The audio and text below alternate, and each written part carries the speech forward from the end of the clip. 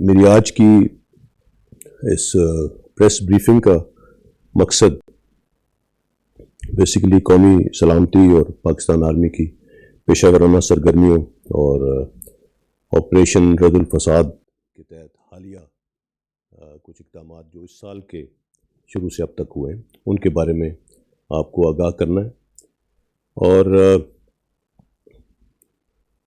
اس کا ان تمام چیزوں کا جو حوالہ ہے وہ جو ریسنٹلی فارمیشن کمانڈرز کانفرنس 2 روز پہلے ہوئی ہے اس میں جو بات چیت ہوئی اور اس کے جو دوران جو بریفنگز دی گئیں اس کے بارے میں آپ کو آگاہی دینا ہے۔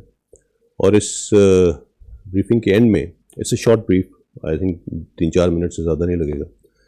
آئی would invite questions and you can ask any questions because I understand کہ جو ریسنٹ حالات اور سب کچھ چل رہا ہے، آپ کے بہت سی کوئریز ہیں جو مجھے گاہے بگاہے ملتی رہتی ہیں، so I will try and answer all those queries and all those questions that you have today. جیسے میں نے کہا کہ 2 روز پہلے آرمی چیف کی زیر صدارت فارمیشن کمانڈرز کانفرنس ہوئی، اس میں تمام core commanders, principal staff officers اور پاکستان آرمی کے تمام فارمیشن کمانڈرز نے شرکت کی۔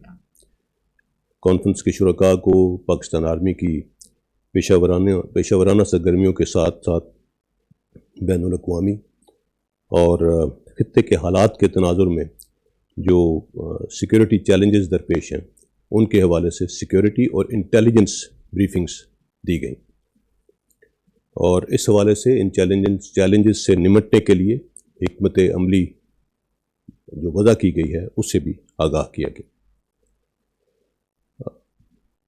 پاکستان کی داخلی اور بارڈر سیکیورٹی مستحکم اور انٹیکٹ ہے، اور الحمدللہ ہم مکمل طور پر فوکسڈ ہیں۔ مسلح افواج اور متعلقہ ادارے کسی بھی صورتحال سے نمٹنے کے لیے ہمہ وقت تیار ہیں۔ اسی فارمیشن کمانڈرز بریفنگ میں آپریشن رد الفساد کے تحت جاری انٹیلیجنس بیسڈ آپریشنز اور ویسٹرن بارڈر مینجمنٹ کے حوالے سے بھی تفصیلاً آگاہ کیا گیا۔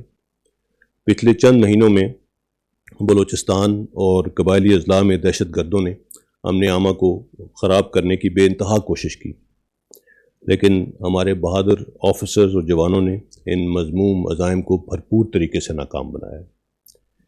اس سال کے پہلے 3 ماہ کے دوران 128 دہشت گردوں کو ہلاک اور 270 کو گرفتار کیا گیا،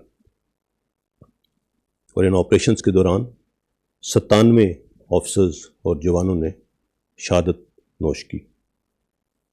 پوری قوم ان بہادر سپوتوں اور ان کے لواحقین کو خراج تحسین پیش کرتی ہے۔ دہشت گردی کے خلاف ہماری قومی جنگ انشاءاللہ آخری دہشت گرد کے خاتمے تک جاری رہے گی۔ اسی دوران عالمی امن کے قیام کی خاطر اقوام متحدہ کے تحت امن مشن کانگو میں تعینات پاکستان آرمی کے 6 آفیسرز اور جوانوں نے 29 مارچ کو فرائض کی ادائیگی کے دوران جام شہادت نوش کیا۔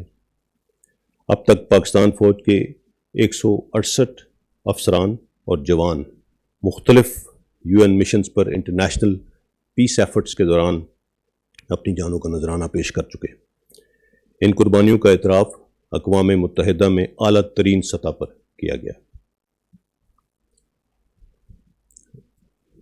آرمی چیف نے چیلنجنگ سیکیورٹی انوائرمنٹ کے باوجود یوم پاکستان پریڈ، OIC کی 48ویں کونسل آف فارن منسٹرز اور پاکستان آسٹریلیا کرکٹ سیریز کو سیف اینڈ سیکیور انوائرمنٹ میں اس کا انعقاد کرانے کے اوپر متعلقہ اداروں کو خراج تحسین پیش کیا۔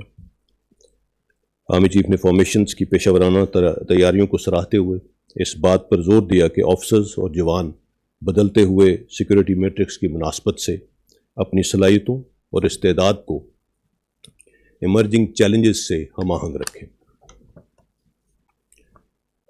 فارمیشن کمانڈرز نے ملک کی سلامتی کے حوالے سے لیے گئے اقدامات اور بالخصوص انٹرنل سیکیورٹی کی مد میں پاکستان آرمی کی آئین کی بالادستی اور رول آف لا کو اپ ہولڈ کرنے پر مکمل اعتماد کا اظہار کیا اور اسے درست سمت میں بہترین قدم قرار دیا۔ سب نے اتفاق کیا کہ ڈیموکریسی، اداروں کی مضبوطی، قانون کی بالادستی اور سب اداروں کا آئین کے دائرے میں رہتے ہوئے کام کرنا ہی بہترین ملکی مفاد کی ضمانت ہے۔ عوام کی حمایت مسلح افواج کی طاقت کا منبع ہے۔ اس کے بغیر قومی سلامتی کا تصور بے معنی ہے۔ اس لیے کوئی بھی دانستہ یا نادانستہ کوشش جو مسلح افواج اور عوام کے درمیان دراڑ ڈالنے کا باعث بنے، وسیع تر قومی مفاد کے منافی۔ تعمیری تنقید مناسب ہے، لیکن افواہ سازی کی بنیاد پر سازشوں کے تانے بانے بننا اور بے بنیاد کردار کشی کرنا کسی بھی صورت قابل قبول نہیں۔ اس حوالے سے افواج پاکستان اور اس کی لیڈرشپ کے خلاف ایک منظم ملیشس پروپیگنڈا مہم چلائی جا رہی ہے، حتیٰ کہ ڈیپ فیک ٹیکنالوجی کا استعمال کر کے مختلف ریٹائرڈ سینئر ملٹری آفیسرز کے فیک آڈیو میسیجز بنائے جا رہے ہیں تاکہ معاشرے میں عوام اور فوج کے درمیان تقسیم اور انتشار پھیلایا جائے۔ یہ غیر قانونی، غیر اخلاقی اور ملک کے مفاد کے سراسر خلاف ہے۔ جو کام دشمن 7 دہائیوں میں نہیں کر سکا، وہ کام انشاءاللہ ہم اب بھی نہیں ہونے دیں گے۔ عوام اور سیاسی پارٹیوں سے یہ درخواست ہے کہ فوج کو سیاست میں مت گھسیٹیں۔ ہم اس سے باہر رہنا چاہتے ہیں، ہمیں اس ڈسکورس سے باہر رکھیں۔ نہ یہ مہم پہلے کامیاب ہوئی تھی اور انشاءاللہ نہ آگے کامیاب ہوگی۔ بہتر ہوگا کہ ہم اپنے فیصلے قانون پر چھوڑ دیں، کیونکہ قانون پر عمل درآمد ہی سے معاشرے ترقی کرتے ہیں۔ آج وقت ہے کہ ہم سب انفرادی اور اجتماعی طور پر اپنا کردار ادا کر کے اداروں کو اور ملک کو مضبوط بنائیں، تاکہ بحیثیت قوم ہم تمام درپیش چیلنجز کا بخوبی مقابلہ کر سکیں۔ My briefing ends here. Now I'll take questions, and as I said that any question is welcome. Mumtaz Bhatti sir.